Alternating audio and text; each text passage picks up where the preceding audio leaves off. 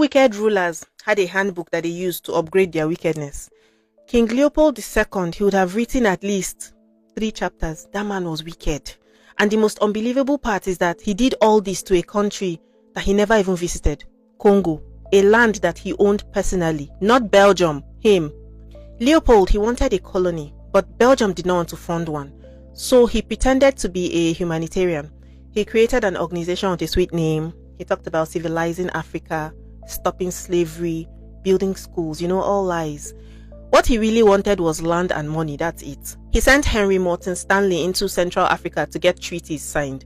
Chiefs who could not even read, they were marking papers that said that their land now belonged to Leopold. And then came the Berlin Conference. Europe was dividing Africa like cake, like a group project. And Leopold stood there saying, don't worry, I'm not making a colony. I'm creating a free trade zone to help Africans. And they believed him. So in 1885, the Congo Free State was created, but it was not free, and it was not a state. It was Leopold's private property. A country about 76 times bigger than Belgium. One man owned it all. Inside this giant land, he even carved out a special area just for himself. It was called the Crown Domain.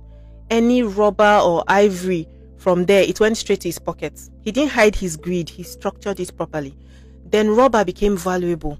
Bicycle tires, car tires, world demand exploded, and Congo had wild rubber vines everywhere.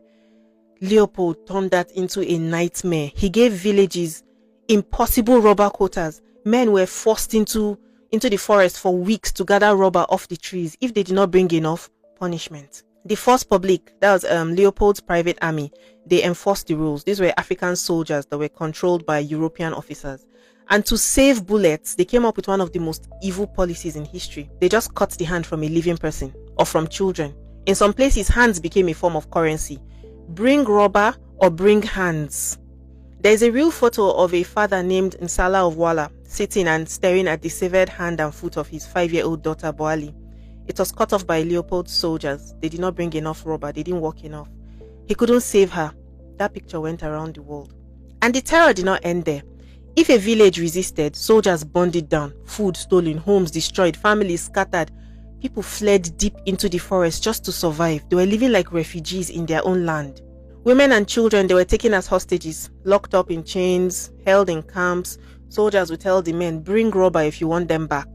Some hostages, they starved to death while waiting for men who they physically could not meet this impossible quota.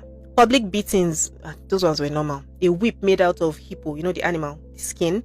It was common, 50 strokes, 100 strokes, enough to kill somebody. And soldiers were ordered to make the punishments examples so that other villages and villagers would not resist. Now, imagine the effect of all of this on farming. All the men are gone for weeks collecting rubber. The women are all held as hostages. Food cannot be planted or harvested. Famine, of course. Famine spreads, disease spreads. Sleeping sickness kills hundreds of thousands. Birth rates collapse because people are too traumatized to even think of starting families. The population didn't just suffer, it collapsed. Historians, they agree that the Congo lost millions of people, possibly up to 10 million people during Leopold's rule. A whole generation or generations wiped out, and he still didn't stop.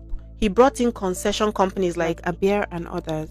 They each controlled districts like mini mafias, running their own armies, their own torture systems. Everything was organized, everything was structured. It looked like chaos to the villagers, but it wasn't, it was business. Meanwhile, in Europe, Leopold was spending money on palaces, monuments, private estates. Not a single cent was used to help Congo.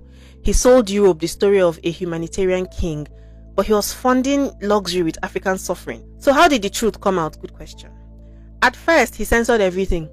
Missionary letters were blocked, journalists were refused entry, but people started speaking out anyway. Missionaries like John and Alice Harris, they started taking photographs.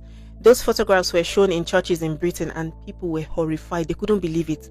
George Washington Williams, he wrote one of the first letters exposing the crimes. Then came E.D. Morel. E.D. Morel was a shipping clerk who realized that ships coming from Congo were full of rubber, but the ships going back were full of guns.